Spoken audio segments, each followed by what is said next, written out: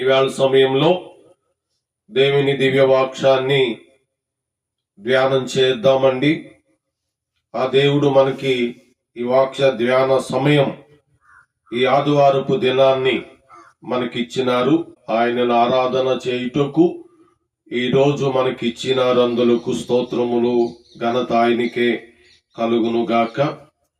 మనము ప్రభు అయిన యేసుక్రీస్తులో వర్ధిల్లాలి. ఈ అంశాన్ని ధ్యానం చేద్దామండి. మనము మన ప్రభు అయిన యేసుక్రీస్తులో వర్ధిల్లాలి. వర్ధిల్లాలి అంటే జాగ్రత్తలు కలిగి ఉండాలి. దెస్సలోనికీయులకు పౌలు గారు రాసిన మొదటి పత్రికలో మూడవ అధ్యాయము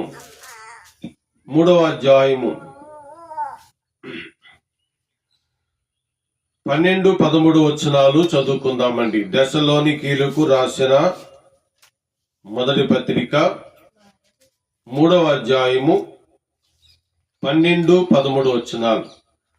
మరియు మన ప్రభు అయిన యేసుక్రీస్తు తన పరిశుద్ధులందరితో వచ్చినప్పుడు మన తండ్రి అయిన దేవుని ఎదుట మీ హృదయములను పరిశుద్ధ విషయమై అనింద్యమైనవిగా ఆయన సిద్ధపరుచుటకై మేము మీ ఎడల ఎలాగు ప్రేమలు అభివృద్ధి పొంది వర్ధిల్లుచున్నామో అలాగే మీరును ఒకని ఎడల ఒకడును మనుషులందరి ఎడలను ప్రేమలు అభివృద్ధి పొంది వర్ధిల్లునట్లు ప్రభు దయచేయును గాక. ఆమేన్. తలలో ఉంచండి, ప్రార్థన చేసుకుందాం. తలలో ఉంచండి అంటే తలెత్తిన చూస్తున్నారా? తలలో ఉంచండి. యేసు ప్రభు నీతో మాట్లాడాలని అనుకుంటున్నావా సహోదరి? ప్రభు నీతో మాట్లాడాలని అనుకుంటున్నావా సహోదరుడా? ఆయన స్వరం వినటానికై ప్రార్థన చేసుకునము. ప్రేమ నమ్మకమైన మా పరలోకపు తండ్రి, మీ ఘనమైన నామానికి స్తోత్రాలు. ఈ మార్చి నెల 1వ తారీఖు మాకు ఈ మొదటి ఆదివారపు దినాన్ని మీరిచ్చి ఉన్నారు. అందులకు స్తోత్రములు చెల్లిస్తున్నాం. ఈ దినమందు వాక్యాన్ని చదువుకున్నాం. వాక్యం ద్వారా నాతో మాట్లాడమని ప్రభు అయిన యేసుక్రీస్తు నామములో ఈ ప్రార్థన అడుగుచున్నాము తండ్రి. ఆమేన్. ప్రభునందు ప్రియులారా, మనము ప్రేమలో వర్ధిల్లాలి. మనము వాక్యములో వర్ధిల్లాలి. మనము దేవుని కృపలో వర్ధిల్లాలి. మనము బాగుగా వర్ధిల్లాలని దేవుడు మనకేమిచ్చినాడండి? 66 గ్రంథాలు ఇచ్చినాడు. మనం బాగుగా వర్ధిల్లాలి. మన ప్రభువైన యేసుక్రీస్తులో గొప్పవారంగా మనము ఉండాలి. మనము వర్ధిల్లకపోవటానికి గల కారణాలు ఏంటో తెలుసుకుంటే మనము వర్ధిల్లుతామండి. మనం అభివృద్ధి పొందడానికి ఆటంకములు ఏమైతే ఉన్నవో అవి మనం తెలుసుకుంటే ఖచ్చితంగా మనం అభివృద్ధి పొందుతాము. మనము అభివృద్ధి పొందుటకు ఆటంకాలు ఏవైతే ఉన్నాయో అవి మనం ఏం చేయాలి?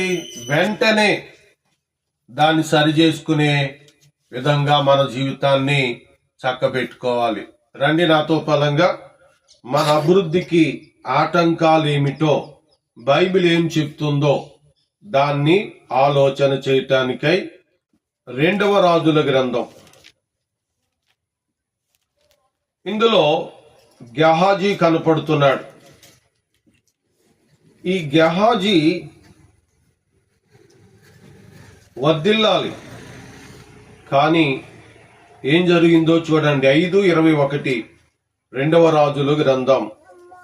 నయమానును కలుచుకొనుటకై పోవుచుండగా నయమాను తన వెనుక నుండి పరుగున వచ్చుచున్న వానిని చూసి తన రథము మీద నుండి దిగి వానిని ఎదుర్కొని క్షేమమా అని అడిగెను. అతడు క్షేమమే అని చెప్పి నా యాజమానుడు నా చేత వర్తమానము పంపి, ప్రవక్తల శిష్యుల్లో 2 యవనులు ఎఫ్రాయిం మన్యాము నుండి నా యొద్దకు ఇప్పుడే వచ్చిరి గనుక నీవు వారి కొరకు 2 మనుగులు వెండియు 2 దుస్తులు బట్టలను దయచేయమని చెలవిచ్చుచున్నాడనేను.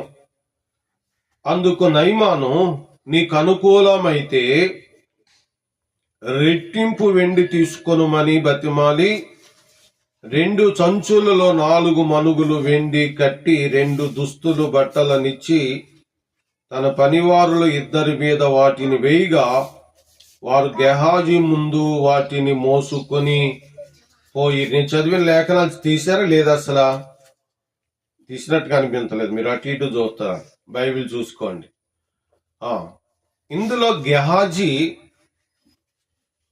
చేసిన పని ఏంటో ఆలోచన చేయండి. ప్రవక్త ఎలీషా దగ్గర శిష్యుడుగా ఉన్నాడు. ఒక చిన్నది బానిసత్వములు ఉన్నప్పుడు నయమానికి చిన్న కుష్ఠరోగం ఉండగా నా ప్రవక్త దగ్గరికి వెళ్తే బాగుపడతాడని చెప్పింది ఆ చిన్నది. ఆ మాట విని ప్రవక్త దగ్గరికి వచ్చాడు నయమాన్. నయమాన్ వచ్చిన తర్వాత స్వస్థత జరిగింది. జరిగిన తర్వాత ఆయన కానుకిస్తున్నాడు. ఆ కానుకు నయమాన్ ఇచ్చే కానుకు ప్రవక్త అయిన ఎలీషా గారు నాకు వద్దు అని చెప్పినారు. నీ కానుకు నువ్వే పట్టుకెళ్ళు అన్నారు. అందరి దగ్గర కానుకలు ఇచ్చుకోకూడదు, తెలుసా అండి? అందరి తీసుకోకూడదు, మనం వాడుకోకూడదు.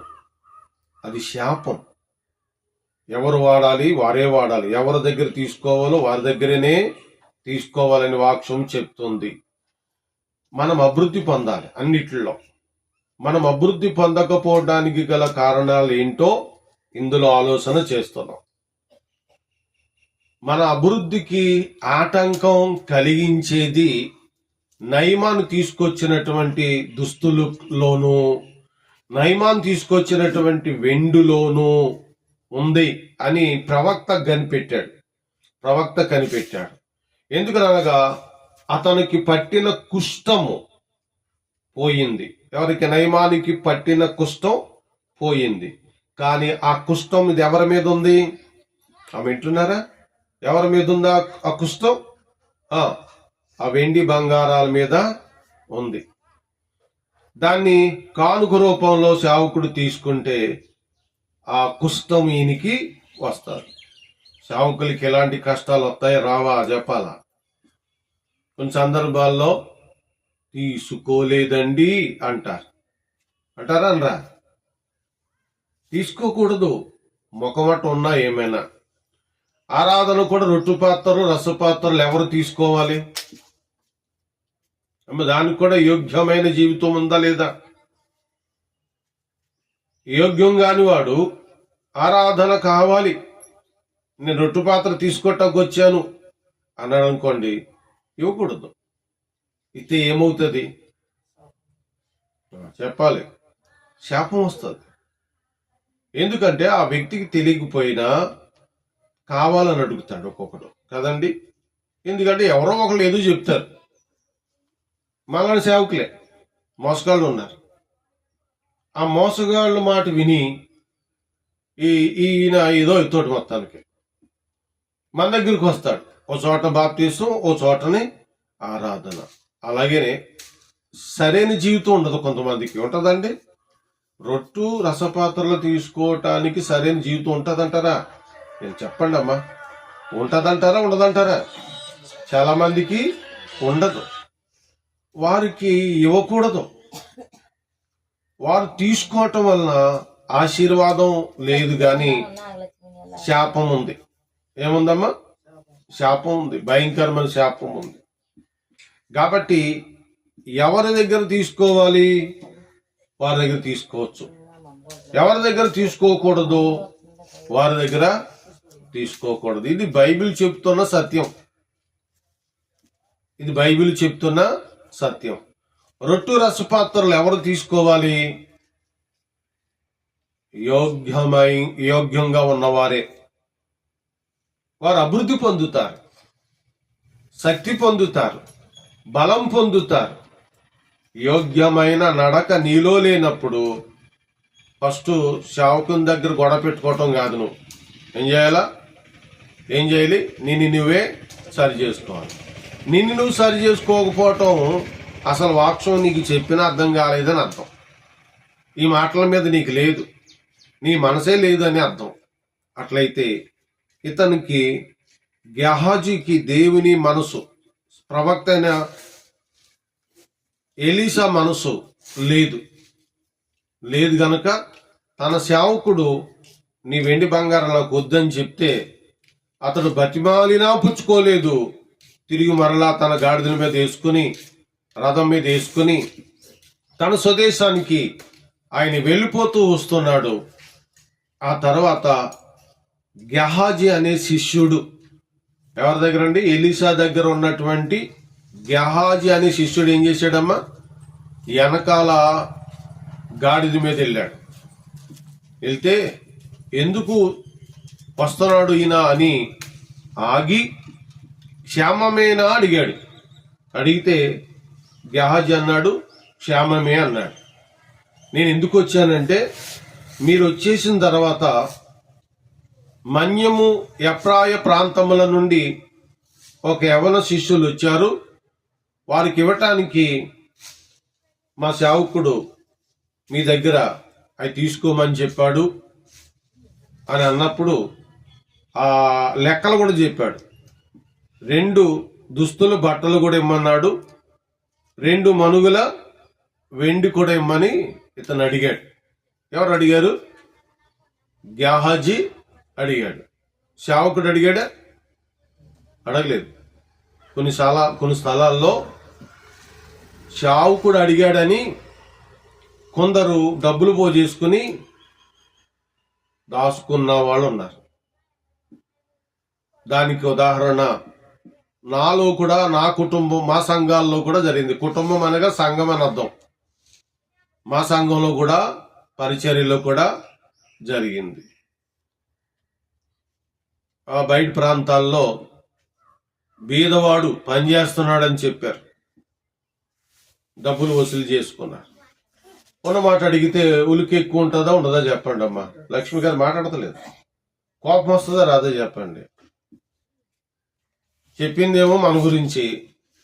సరే సేవకుడికి పంపుతుందట, గల్పలో ఉంది కదా, బయటికి ఆ ఇంటికి పంపుతుందట అని అనేకలు ఇవ్వటం జరిగింది. ఇచ్చారు, మంచిదే. కొద్దిగా ఇచ్చారు, కొద్దిగా ఇవ్వలేదు. కొద్దిగా ఇచ్చారు, కొద్దిగా ఇవ్వలేదు. ఎన్నో సంవత్సరాలు అలాగ అక్కడ పోజేస్తూనే వచ్చారు. ఇంకా ఎందరో. ఒక్క సహోదరుడి గురించి చెప్పట్లేని ఈ మాట. చాలా మంది, నేను ఎలాగ బయట దేశానికి వెళ్ళను కదా, నేను ఇక్కడే ఉండి పని చేస్తాను కదా, బయట ప్రాంతంలో నా పేరు చెప్పి డబ్బులు వసూలు చేసుకున్న వాళ్ళు ఉన్నారు. మనకి తెలియదు. చాలా సంఘాల్లో ఇది జరుగుతుంది. మా సంఘ సేవకుడు క్రిస్మస్ పెట్టారండి, క్రిస్మస్ కానుక ఇమ్మన్నాడండి అని ఇస్తారు, పట్టుకొచ్చి ఇస్తారు. ఆ పట్టుకొచ్చి పెడతారు ఇక్కడ. అది పుచ్చుకోవచ్చో పుచ్చుకోకూడదో ఎవరు చెప్పాలి? సేవకుడు చెప్పాలి. కానీ సేవకుడి దగ్గర వాక్యం నేర్చుకుని ఆ భయభక్తులు కలిగి ఉండవలసినటువంటి గెహాజీ ఏమయ్యాడు? నయమాన్ దగ్గరికి వెళ్ళి అడిగాడు. ఆయన ఏమన్నాడు? నీకు 2 మనుగుల వెండి కాదు, వెండి అంటే తక్కువ, 2 దుస్తులు బట్టలు కాదు, నీకు అనుకూలమైతే ఏం చేయమంటున్నాడు? ఆయన రెట్టింపు తీసుకో అంటున్నాడు. ఇచ్చాడు. ఆయనకి సంతోషం. ఆయన కుష్ఠరోగం పోయింది. ఆయన ఇవ్వాలనుకుంటున్నాడు, సేవకుడు వద్దన్నాడు. ఆ పనివాడైన గెహాజీ వచ్చాడు.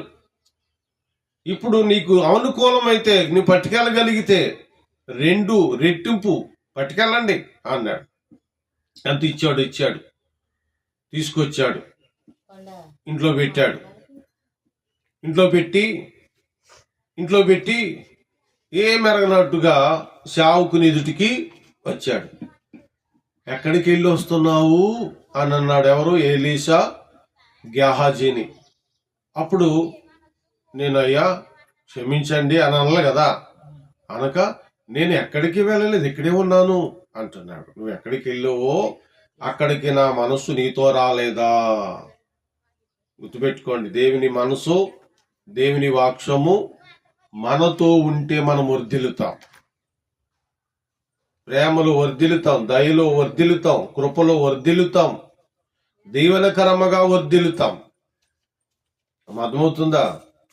మనసు లేదు. ఆదివారం విన్న వాక్యము మనసు లేదు, జీవితకాలం అంతా విన్న వాక్యము మనసు లేదు.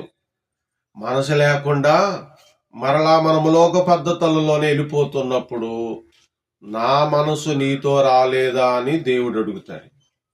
గుర్తుపెట్టుకోండి, ఒకే మాట ఎప్పుడైనా సరే జీవితంలో ఒక వాక్యం నిన్ను మారుస్తుంది. ఒక లైన్ చదివితే మారుస్తుంది. అలా ఒక లైన్ చదివిన వాళ్ళు మారు మనసు పొందారు. ప్రతి ఆదివారం వినపడుతున్న వాక్యము జీవితంలో నుంచుకోవాలి, జీవితం అభివృద్ధి పరుచుకోవాలి, దేవుని మనసు కలిగిన వారే ఉండాలి. అలాగా ఉండని గెహాజీతో ఎలీషా ఏమంటున్నాడంటే, నీవు నయమాను దగ్గరికి వెళ్ళేటప్పుడు నా మనసు నీతో రాలేదా? ఇప్పుడు మౌనుడు అయిపోయాడు. ఎవరు? గెహాజీ శిష్యుడు. ప్రవక్త అని ఎలీషా అంటున్నాడు, ఇదిగో ఆ నయమానుకు కలిగిన కుష్టము తన దగ్గరున్న వెండి మీద ఉంది, తన దగ్గరున్న దుస్తుల మీద ఉంది. ఇప్పుడు నువ్వు తెచ్చుకున్నావు గనుక నీకు ఆ కుష్టి వస్తుంది. నీకు మాత్రమే కాదు, నీ వంశపు వారికి కూడా సర్వకాలము ఈ కుష్టి అంటుకునే ఉంటుందని ప్రవక్త అయిన ఎలీషా చెప్పాడండి. అంటున్నారమ్మా? ఎందుకు బాధపడుతూ చెప్తున్నాను తెలుసా? ప్రవక్త మాట వినకుండా నాకు వెండి ఉంటే మంచిది, బంగారం ఉంటే మంచిది అని పోజేసుకుని లేక కుటుంబానికి లేక తన వంశానికి ఏం తెచ్చిపెట్టుకున్నాడమ్మా? కుష్టి రోగాన్ని తెచ్చిపెట్టుకున్నాడు.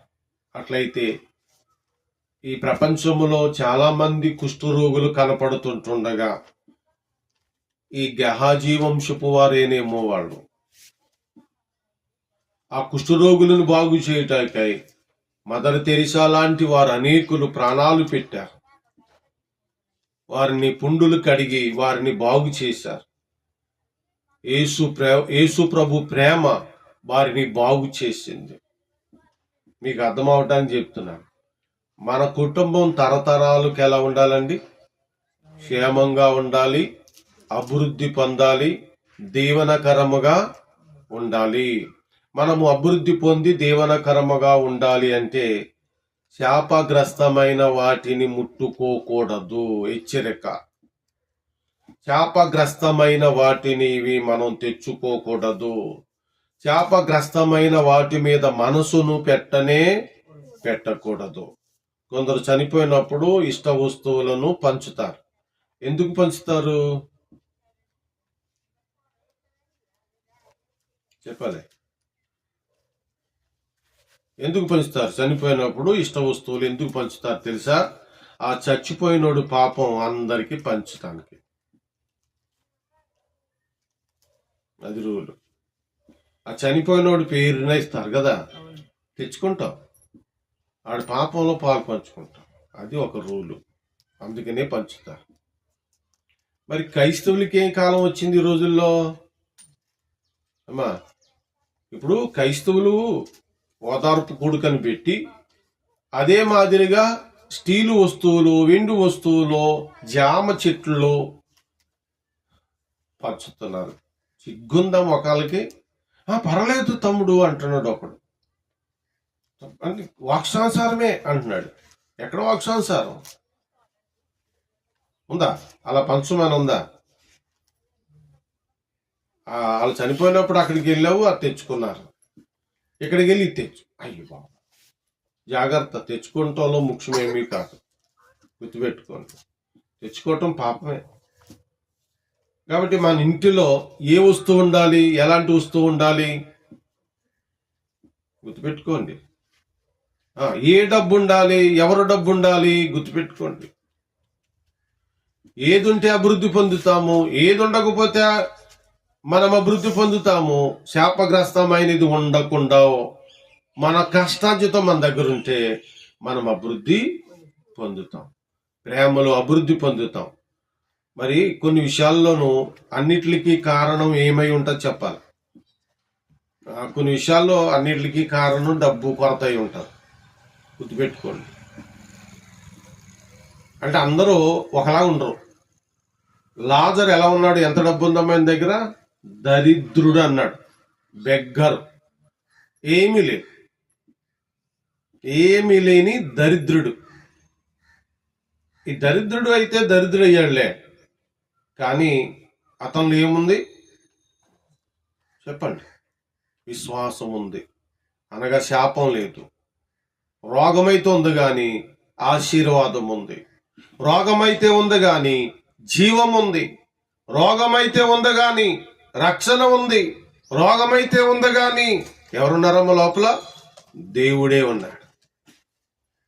యెహోవా భక్తులు మరణం ఆయన దృష్టికి విలువైంది అన్నారు లేదా?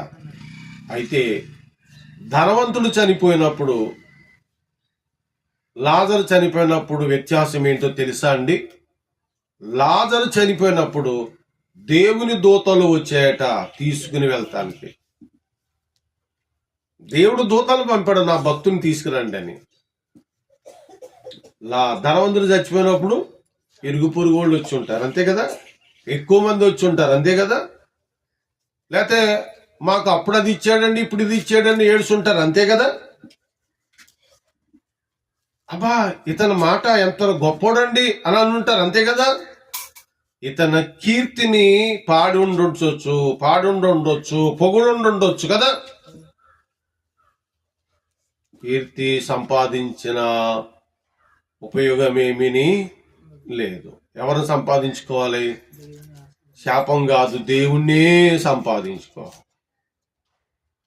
నువ్వు దరిద్రుడిగా ఉన్నా పర్వాలేదు. ఎవరుండాలి నీలో నాలో? దేవుడు ఉండాలి, దేవుని మాట ఉండాలి, దేవుని మనసు ఉండాలి. నువ్వు దరిద్రుడు అయినా పర్వాలేదు కానీ శాపం నీలో లోపల ఉండకూడదు. ఆయనకి సరైన బట్టలు లేవండి, లేకపోయినా పర్వాలేదు. బైక్ లేదండి, లేకపోయినా పర్వాలేదు. బంగారం లేదండి, లేకపోయినా పర్వాలేదు. టీవీ లేదండి, లేకపోయినా పర్వాలేదు. అవును కదమ్మా? అసలు ఉండటానికి ఇల్లే లేదండి, లేకపోయినా పర్వాలేదు. అతనిలో ఎవరు ఉండాలి? ఆ కుటుంబంలో ఎవరు ఉండాలి? జీవాధిపతి అనే యేసుక్రీస్తు ఉండాలి. అప్పుడు ఆ కుటుంబము అభివృద్ధి అవుతుంది. అభివృద్ధి అంటే డబ్బులు సంపాదించడం కాదు, అర్థమవుతుందండి? అవి సంపాదించిన ఎక్కడికి తీసుకెళ్తాడు? ఒట్టి చేతులతో వచ్చాడు, ఒట్టి చేతులతోటే ఎలా లేదా? అది కాబట్టి శాపాన్ని విడిపించుకొని యేసు రక్తంలో కడుక్కొని యేసుక్రీస్తు మనసులో ఉన్నవారే దీవించబడతారు, ఆశీర్వదించబడతారు, వారు అభివృద్ధి పొందుతారు. మీకు ఒక వ్యక్తిని గుర్తు చేయనమ్మా, అబ్రహాం అభివృద్ధి పొందాడా లేదా? ఎందుకు అభివృద్ధి పొందాడు అబ్రహాము చెప్పాలి? అబ్రాహాము నువ్వు చెప్పాము సార్, నువ్వు మెల్ల ఇలా పెట్టుకో, కొంచెం అలా వద్దు, నడుంగిపోద్ది అలాగ మళ్ళీ నడితేనా. నేను చెప్పు, అబ్రహాం అభివృద్ధి పొందడానికి కారణం ఏంటో మాట చెప్పు.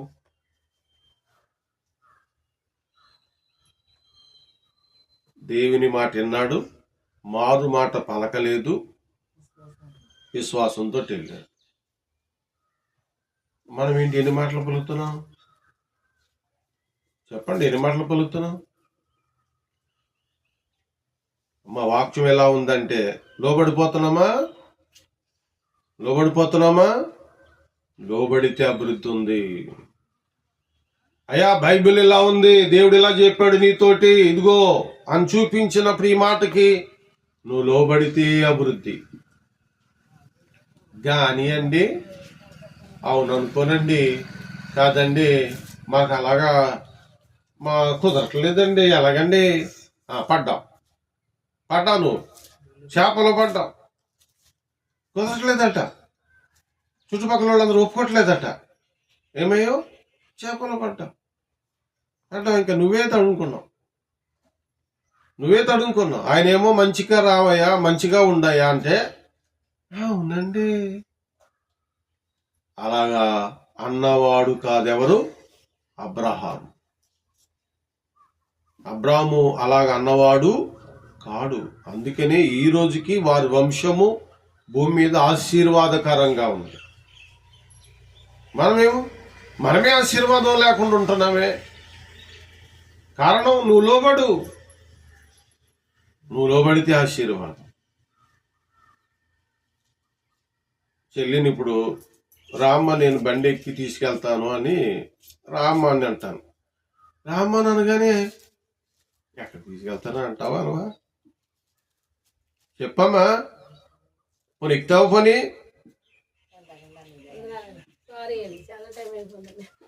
డీటెయిల్స్ అంతా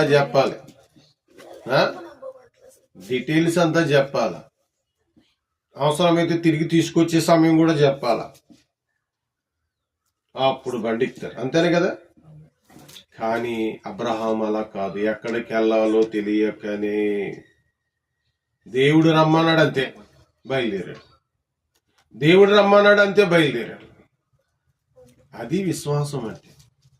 ఆయన రమ్మన్నాడే నేను వెళ్తున్నాను, ఆయన నడవమన్నాడు నేను నడుస్తున్నాను. అందుకనే అబ్రహాం అభివృద్ధి పొందాడు, దేవునికి లోబడ్డాడు. ఆ గొప్ప దేవుడు నన్ను తీసుకుని వెళ్తున్నాడు, ఆయన నన్ను తీసుకెళ్లేది క్షేమముకు ఆశీర్వాదానికే తీసుకుని వెళ్తాడు. నాకు భయమేమీ లేదు. అసలు నా దేవుడు నా దగ్గర ఉన్నాడు. నా దేవుడు నన్ను రమ్మంటే వెళ్తాను, కూర్చోమంటే కూర్చుంటాను, అంతే. ఎక్కడ ఉండమంటే అక్కడ ఉంటాను. ఆయన నన్ను నడిపిస్తాడు. ఇది అభివృద్ధికి కారణం. నువ్వు దేవునికి లోబడి ఉంటావు, అప్పుడు అభివృద్ధికి కారణమవుతాడు. గాని గూని అలాగండి ఇలాగండి ఈ మాటలు వద్దు, ఇక అస్సలు మాట్లాడొద్దు. ఆయన చెప్పిన దానికి లోబడండి, అభివృద్ధి అవుతాం. ఆయన చెప్పిన దానికి కూడా మరి లోబడినట్టుగా నటించినప్పుడు కూడా ఏదో జరిగిపోతుందని, ఏదో మంచిగా ఉన్నామని అనుకున్నవాళ్ళు లేరా చెప్పండి. ఒక ఆయన్ని దేవుని సేవకు పిలిచాడు. దేవుని సేవ చేస్తే ఏం వస్తుందా అని వాళ్ళ మాంగారు, వాళ్ళ బామ్మద్దులు వాళ్ళందరూ కలిపి, అమ్మా నువ్వు వ్యాపారం చేసుకో, అప్పుడు అభివృద్ధి పొందుతావు అని చూపించారు. మంచిదే కదా లక్ష్మమ్మ గారు, అది మంచిదే కదా, వ్యాపారం చేసుకోవాలి. దేవుడు ఏమన్నాడు? సేవ చేయమన్నాడు. వడ్డీ వ్యాపారం చేసుకో, సడ్డీ వ్యాపారం చేసుకో, తాకట్లు ఎట్టుకో, పన్నులు దన్నుకో అంటే అంత బాగానే ఉంది. ఆశీర్వాదం ఉంటుందా? ఎందుకండి ఎంతున్నా ఏంటండి? ఇందాకే చెప్పేశాను, లాజరుకి ఏమీ లేకపోయినా హృదయంలో యేసు ప్రభు విశ్వాసం, రక్షణ అన్నీ ఉన్నాయి. అతను ధన్యుడు. అన్నీ ఉన్న ధనవంతుడు ధన్యుడేమిని. ఆ ధనవంతుడికి బహుశా దేవుని గురించి తెలియలేదేమో. ఈ రోజున నీకు తెలుస్తుంది కదా. గెహాజీలాగా డబ్బు డబ్బు డబ్బు డబ్బు డబ్బు డబ్బు అని పరిగెడితే శాపమా ఆశీర్వాదమా? చెప్పండి. ఈ డబ్బు డబ్బు డబ్బు అన్న వాళ్ళు కానుకేయలేరు. మిమ్మల్ని కాదండి బాబు, మీరు ఏమైనా బాధపడతారు. దేవునికి ఇవ్వలేరు, దేవునికి చూడలేరు, చేయలేరు, సువార్తకు సహకరించలేరు, సభలకు సహకరించలేరు, సంఘానికి సహకారంగా ఉండరు. డబ్బు డబ్బు డబ్బు డబ్బు అనేవారు హృదయం ఎట్లానే ఉంటుంది. కానీ నా దేవుడు, నా దేవుని మాట, నా దేవుని సంఘం, నా దేవునికి నేను లోబడతాను, నా దేవుని కొరకు నేను బ్రతుకుతాను అన్నవారు అభివృద్ధి పొందుతారు. అభివృద్ధి పొందుతారు. కాబట్టి మన కుటుంబంలో శాపగ్రస్తమైన వాటిని యేసుక్రీస్తు రక్తంలో తొలగించుకొని పరిశుద్ధ కలుగుదాము. ఈ మాటలు మన వినికిడిలో ప్రభువు దీవించును గాక.